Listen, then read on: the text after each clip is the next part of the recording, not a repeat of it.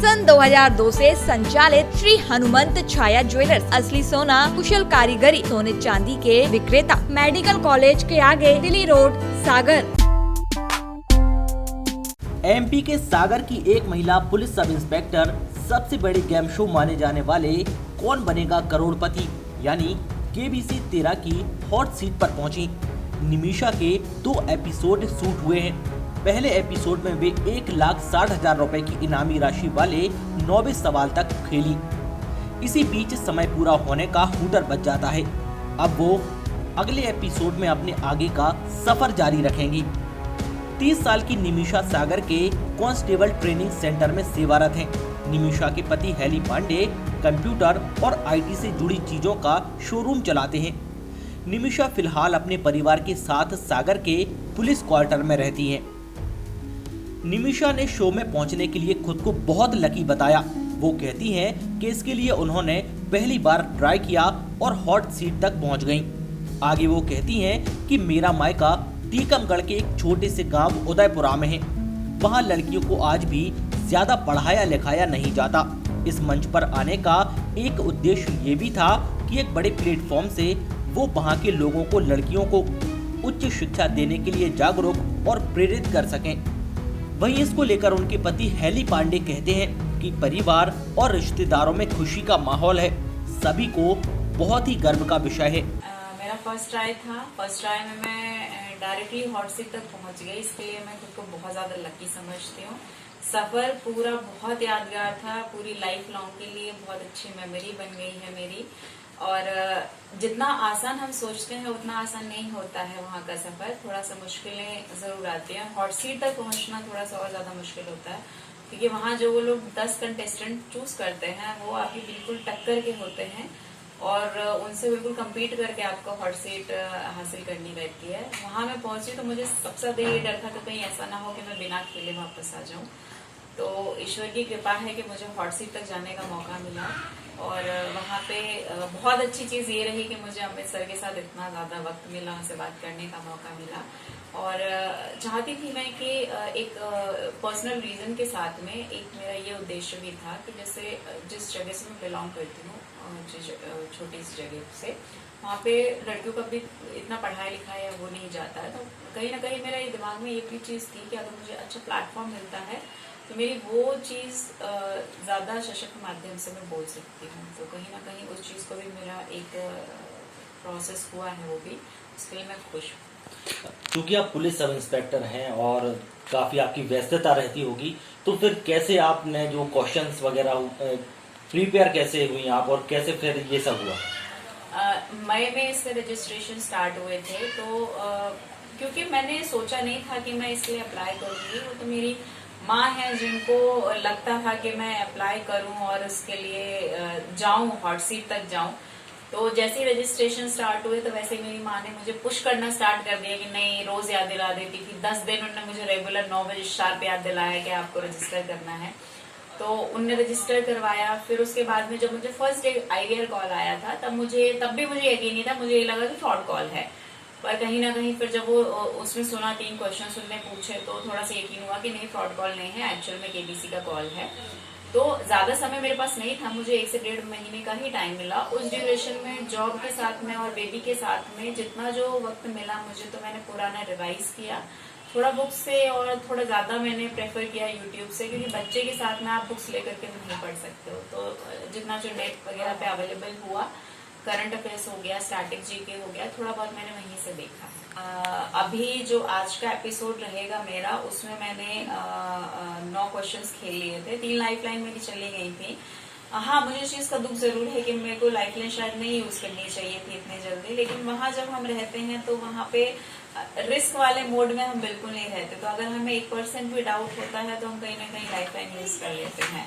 तो आज के एपिसोड में मैं 1:60 तक खेली, उसके बाद हूटर बच गया। इसलिए मैं बिल्कुल ये बोलना चाहती हूँ कि महिलाएं किसी से कम नहीं होती। पुरुष सिर्फ बाहर का काम देखते हैं, महिलाएं घर का और बाहर दोनों का काम देखती हैं। तो महिलाओं पे ज्यादा बर्डन होता है, तो कम तो नहीं है, ज्यादा ही है उनसे। तो बिल्कुल एजुकेशन दो, पूरा मौका दो, पढ़ाओ लिखाओ। बेटियां किसी से कोई कम थोड़ी ना होती हैं, तो मौका जरूर देना चाहिए। पेरेंट्स को ये चीज समझनी चाहिए कि बेटियां बोझ नहीं है, आपका बोझ हल्का करवाती हैं आजकल। आप कोई सकते हैं? मैं बिल्कुल ये चीज तो बोलना चाहूंगी कि अगर परिवार का आपका साथ हो तो व्यक्ति निखर के आता है। तो मैं अपने आप को बहुत भाग्यशाली मानती हूँ कि मेरा मायका पक्ष और मेरा ससुराल पक्ष दोनों मतलब इतने सपोर्टिव रहे हर चीज के लिए। मेरे मायके पक्ष ने कभी मुझे इस चीज में भेदभाव नहीं किया कि मैं लड़की हूँ। और इसके बाद में जब मुझे मैं ससुराल में भी आई तो मेरे सास ससुर ने जैसे उनने यही कहा था कि हमारी 3 बेटियां नहीं, अब हमारी 4 बेटियां हैं। तो मुझे सपोर्ट हमेशा मिला है। अगर मैं आज कुछ भी हूँ तो उसका सबसे बड़ा रीजन यही है कि मुझे अपनी फैमिली से पूरा सपोर्ट मिला है। और जब व्यक्ति को अपने परिवार से सपोर्ट मिलता है तो कहीं ना कहीं वो सक्सेसफुल जरूर हो जाता है। उन लोगों के लिए आपका क्या संदेश है जो कि शुरुआत में या छोटी छोटी चीज़ों से हार मान ले, तो उनके लिए क्या संदेश है? हार तो बिल्कुल नहीं माननी चाहिए। एक बार नहीं होगा 2 बार प्रयास करो, 2 बार नहीं होगा 3रे बार प्रयास करो। प्रयास आप करते रहो, कभी ना कभी तो आपको सक्सेस मिल ही जाती है। कुछ लोग होते हैं जो लकी होते हैं, जिनको ईश्वर जल्दी दे देता है। कुछ लोगों की किस्मत में यही लिखा रहता है कि जब तक आप प्रयास नहीं करोगे तब तक आपको सफलता नहीं मिलेगी। तो कंटिन्यूअसली अपनी साइड से आप ट्राई करते रहो, आज नहीं कल सक्सेस तो मिल ही जाएगी। आगे मैं बस यही चाहती हूँ कि मैं जिस पद पे हूँ, अपना जो पद का कार्य है वो अच्छे तरीके से उसका निर्वहन करूँ, जो मेरी ड्यूटीज हैं उनको अच्छे से निभाऊँ। उसके बाद में जो मेरे पारिवारिक दायित्व हैं उनको भी बहुत अच्छे से उनका पालन करूँ, और एक ऑफिसर की तरह और एक जो गृहिणी है दोनों का फर्ज मैं बहुत अच्छे से। ये हमारे लिए एक बहुत हर्ष की बात है। मेरे लिए, मेरे परिवार के लिए आज मेरे माता पिता नहीं है, लेकिन उनके लिए भी एक बहुत बड़ी हर्ष की बात होती। मेरी सिस्टर्स के लिए भी सभी के फ़ोन आ ही रहे हैं कंटिन्यूसली, कब शो आना है। एक चीज़ मैं ये बोलना चाहूँगा कि वहाँ पे जब हमको ये लगता है कि हम शो देखते हैं कि ये तो इसने लाइफलाइन ले लिया, तो ये इसने भैया वहाँ पे जिस समय आप सामने बैठे होते हो उस समय जो आपका दिमाग होता है वो एक प्रेशर कुकर के अंदर होता है। डिसीजंस लेना या डिसीजंस देना यहाँ से बहुत आसान होता है, पर वहाँ जब लाइव प्रेशर हमने देखा, जितना प्रेशर हमारे ऊपर होता था जब हम उसको पीछे बैठ के देख रहे होते थे, हमसे 10 गुना ज़्यादा प्रेशर वो झेल रही होती थी जब वो हॉट सीट पे होती। तो हमने इस चीज़ के लिए प्रिपेयर होना चाहिए कि प्रेशराइज होके भी हम कैसे परफॉर्म कर पाते हैं। अच्छा, दूसरी चीज़ निमिषा के साथ ये बहुत अच्छी चीज़ है कि वो कंटिन्यूसली अपनी पढ़ाई और कंटिन्यूसली अपनी मेहनत करती रहती है। बच्चा वो परेशान बहुत करता है, छोटा है अभी, हमारे साथ शोरूम की प्रॉब्लम रहती है, हम पूरे टाइम अपने काम पे व्यस्त रह जाते हैं, लेकिन वो अपने काम पे घर भी बहुत अच्छा संभाल लेती है, बच्चा भी देख लेती है, अपनी जॉब भी बहुत अच्छी कर लेती है और उसके साथ पढ़ाई भी कर लेती है। तो एक विन विन सिचुएशन है। मेरे लिए तो विन विन सिचुएशन है क्योंकि वो सब कुछ आराम से संभाल लेती है, मुझे दिक्कत कभी नहीं होती है। सबसे अच्छी चीज़ इस पूरे इंसिडेंस में हमने ये देखा कि एक कॉन्फिडेंस जो बिल्डअप होता है इंसान के अंदर, यानी सपोज कुछ घरों में लड़कियों को नहीं पढ़ाया जाता है, मेरा कहना भी निमिषा जैसा ही सेम रहेगा कि भैया आप पढ़ाओ, आप पढ़ाओगे तो वो कल के दिन आपका नाम ही रोशन करेंगे।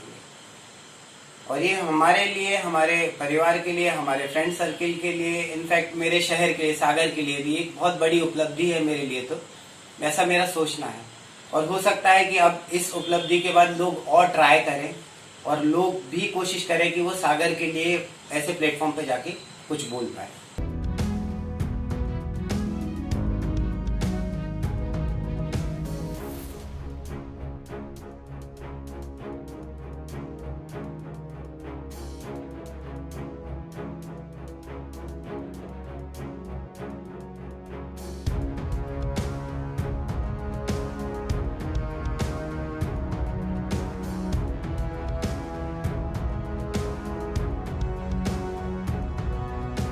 शहबाज खान के साथ अनुज गौतम, सागर टीवी न्यूज। सन 2002 से संचालित श्री हनुमंत छाया ज्वेलर्स, असली सोना, कुशल कारीगरी, हंसमुख स्वागत, सोने चांदी के आभूषणों के निर्माता, हार एवं चूड़ी, वेंदी, करधन, पायलों की हजारों वैरायटियां एवं चांदी की मूर्तियां और बर्तन, राशि रत्नों के विक्रेता। एक बार हमारे शोरूम में अवश्य पधारें। हमारा पता है मेडिकल कॉलेज के आगे, दिल्ली रोड, सागर, SCJ ब्रांच 2, सराफा बाजार, सागर।